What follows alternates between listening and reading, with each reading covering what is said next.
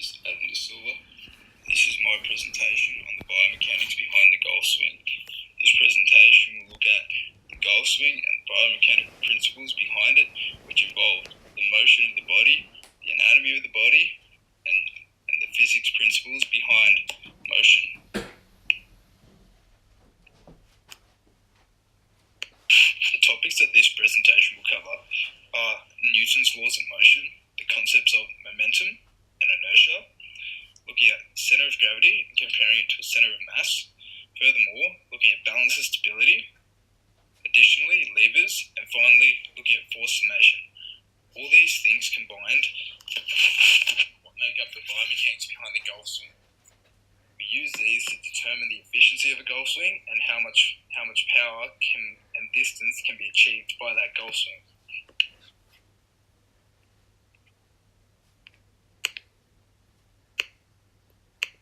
This presentation not only covers what all these things are, but it also covers the application of them in golf and how they are used to create the most efficient possible golf swing. Before looking into the biomechanical principles behind the golf swing, we have to be able to understand the golf swing itself first. There are 4 steps to a golf swing, particularly the drive. The first one is the approach. This is getting your stance, looking at the ball and getting ready to hit the ball. Next, you have the backswing, which is the pulling back to give the club potential energy from not only gravity, but the elastic energy from your muscles, and this gives you the ability to eventually convert this into kinetic energy. The conversion into kinetic energy is called the downswing. This is the action of swinging down to hit the golf ball, as seen in stage 3 of the image. Finally, the follow-through. This is the finish of the golf swing. The follow-through is so that you maintain force after hitting the ball to prevent any loss of momentum from deceleration. If you decelerate before hitting the ball, you'll lose a lot of momentum and you won't hit the ball nearly as far. The first principle, which directly correlates with the biomechanics behind the golf swing, are Newton's laws of motion. There are 3 laws of motion.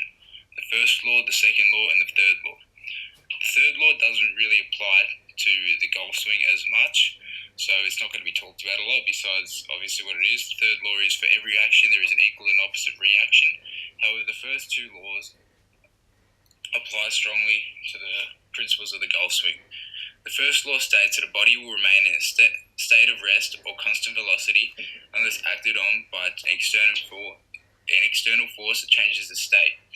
This means that this applies to the golf ball because it will stay still until the body enacts on it and swings the golf club to hit it. The golf club will stay still until the muscles contract, pull it back, and then hit the ball. And then furthermore, the golf ball will keep moving in the air until the forces of gravity and air resistance play a role and affect it. The second law means a force applied to the body causes an acceleration of that body of a magnitude proportional to the force in the direction of the force and inversely proportional to the body's mass. Force equals mass times acceleration. This is applicable in the actual point of hitting the ball because the amount of force that you can generate through your golf swing and hitting the ball in the right spot means the amount of force that you can apply to the ball and the amount of time that force can be applied, which is how the ball goes from being a state of rest, which is its inertia, to be in a state of motion, which it gets from the application of force. Directly applicable to the concepts of Newton's laws, next we look at the principles of momentum and inertia. Momentum is the quantity of motion in a moving body. Momentum is a form of kinetic energy.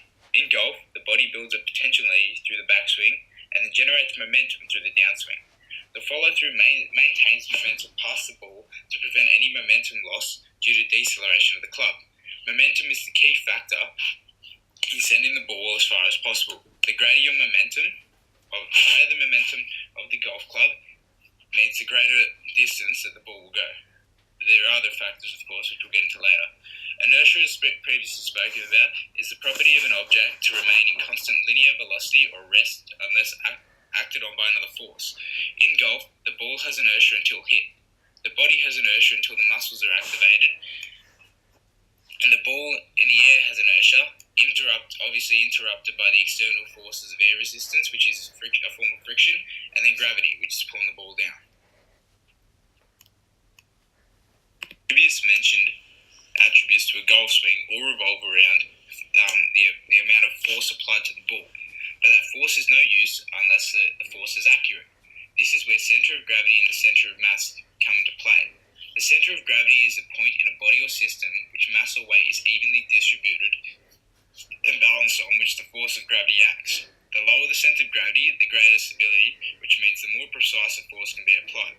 An athlete in golf needs a strong, low centre of gravity to be capable of creating a strong base to not only generate the force, but to generate the force in a precise form. There is a sweet spot. It is called the sweet spot, and it's a very, very small point on the ball, which leads to ideal velocity and ideal distance. You have to be able to create a very, very precise amount of force to that exact spot to get the results you require. Next is the centre of mass. The centre of mass is the average position of all matter in a body or system. The centre of mass must be in line with the pivot point of a lever to maintain stability and to generate maximum force. In golf, keeping your eyes directed on the ball keeps your centre of mass directly in the middle of the pivot point, spanning your shoulders. You need this pivot point to be centered and you to be stable so that you can generate force using your body and also keep it precise.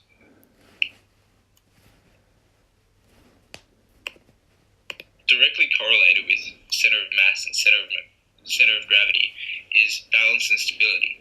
Balance is the ability to control your own equilibrium/stability, and stability is the resistance to movement from a balanced position. To produce maximum force on the ball, you must be able to ground the force by having a solid base. This comes from your balance. A strong balance allows you to control the force more effectively, which leads to precision. A strong balance and stable base is important in the accuracy of the shot. Any small adjustments due to poor balance can have a huge impact on hitting the sweet spot of the ball, which has a huge impact on the distance the ball can travel. The lower the centre of gravity, the greater stability. The centre of mass must be directly above the pivot point for the best balance. Balance and stability have a large impact on the drive in two ways. Accuracy and efficiency of the shot by the importance of hitting the sweet spot. This is where precision comes into it, and the efficiency of the energy and force created through the swing. If you're not balanced, you're not being able to create the most efficient as possible force.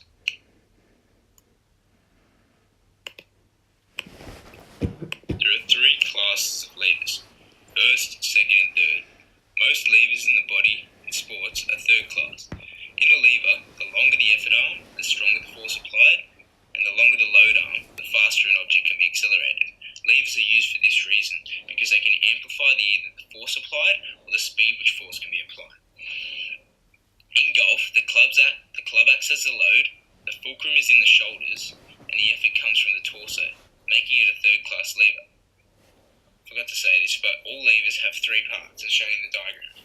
The fulcrum, the load, which is the resistance, and the effort, which is the force applied. To improve efficiency and generate greater force in the golf swing, more levers must be created. This can be analysed using a shot put throw versus a baseball pitch analogy. In shot put, everything moves backwards, and then subsequently everything moves forwards. In a baseball pitch, first the hips go forward as the shoulder goes back, and then the shoulder goes forward as the arm goes back, and then the arm goes forward and the wrist goes back. This sequential creation of levers uses the body's elastic energy more efficiently and is able to generate a much greater force. The same concept can be applied to a golf drive. This is shown in the video analysis when comparing Tiger Woods' swing compared to my swing. The biggest difference between me and Tiger Woods is that Tiger Woods' swing is much more efficient in its use of levers and is able to generate much greater force due to that. Finally, we have force summation, which is kind of like a combination of all the other concepts. Force summation is the production of the optimally desired amount of force by successfully activating a number of body segments. There are two types of force summation: simultaneously and sequentially. In a golf swing, it is a sequential force summation. An example of a simultaneous force summation is the takeoff in a high jump, because all the muscles are activated at the same time. In golf, they're activated sequentially. The force is initially generated in the hips, back, and torso, and then through the creation of anatomical levers, the body transfers the force to the smaller, faster muscles and segments which amplify the force. Furthermore, the golf club at the end of the sequence just acts as an amplifier to the force generated by the body by lengthening the load arm of the lever, increasing speed. A professional golfer's drive utilizes as many of the body segments and muscles as possible to generate the greater force achievable. Perfect technique, a strong balance, and a stable swing are needed to ensure all forces are directed towards the target, in this case, the sweet spot of the ball. This goes back to the concept before, where balance and stability play a role and why accuracy is so important. Furthermore, when looking at professional golfers' drive, they also, in addition to force summation, they use multiple body segments. They use multiple levers to amplify the force even more. Because, like I said before, the motion of going everything back and everything forward is not as efficient as having the larger muscles going forward, using the elastic energy, the shorter muscles going back, like the arms and the shoulders, and then using those larger muscles to create a lever and swing them forward with more force.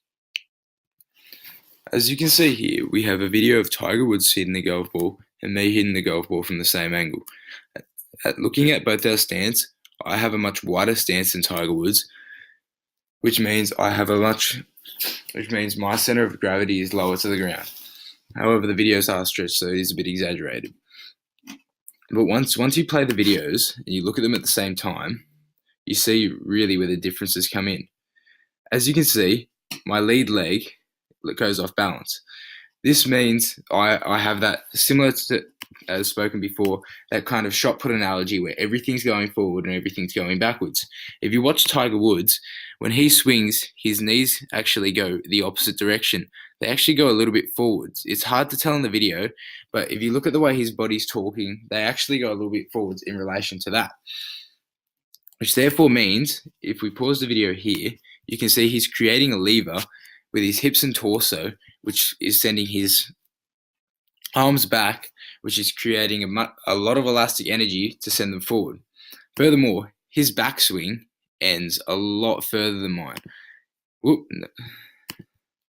If we go to Tiger Woods' backswing, which is up here, his ends around here. If we go to my backswing ends not nearly as far as Tiger Woods ends. If we skip further in the video, it does kind of end a bit later. However, as you can see, my body is heavily torqued and I'm off balance. Tiger Woods maintains balance the whole time. As I bring the foreswing also, my back foot goes off balance and I look away from the ball. This shifts my center of mass away from the ball, which means I'm not going to be as precise with my spot, and the likelihood of me hitting the sweet spot of the ball is extremely unlikely, as this is the only hit where I successfully hit the ball. If we watch Tiger Woods' downswing, we see his eyes stay in contact with the ball, and the only thing that is moving is his arms, and his arms are perfectly straight, which gives the longest possible lever, therefore creating the most amount of force. Even after hitting the ball and well followed through, he's still looking down at the ball. He only looks up at the very end, and he follows through a lot further than I do. As you can see here, my follow through is finished and his is still going, which therefore means that my follow through had a lot more momentum lost due to acceleration, as his didn't. Another angle of the video shows the way we are balanced due to the way our knees are bent and the way we hold the club. Looking at the way I swing, again, I shift my whole weight backwards, which is very poor technique. I lift up my front foot, which is even worse technique, as I go off balance. I look at the ball, I swing, and I hit it very poorly. The follow through is good because it goes far back. However, when it comes to my balance and my force summation and my efficient use of levers, it is really not there. If you go back into the video and have a look, you can really see how my forefoot torques backwards, which eliminates a lot of the potential force I can generate if I kept it planted and use a lever. Furthermore, looking at my balance, my center of gravity is likely to be just outside my body, which is not a good thing because you want it inside your body and you want to stay a lot more balanced like Tiger Woods is in the setup of your shot. This is because my knees are bent way too much. and my feet are too wide, which means I cannot generate the amount of force stable enough. If we watch Tiger Woods swing, you can see his knees are not as bent, which means he's stable. His center of gravity is inside his body. He keeps focus on the eyes, and his knees do not talk back, which creates that lever, and it lets him efficiently use force the best. Therefore, as I merely putt the ball, he drives it probably over 250 yards. His back foot talks at the end after his swing as he looks at the ball. However, this does not happen until well into the follow-through. Even watching him hit the ball, his back foot still hasn't fully talked. It only fully talks well into the follow-through so that he makes sure he doesn't lose any momentum whatsoever. If we look at mine, my back foot also, it doesn't talk, but it steps back before I hit the ball, which means I'm losing even more momentum due to the inability for me to have a strong, stable base, which means I can't hit the ball as far. Thanks for watching my presentation.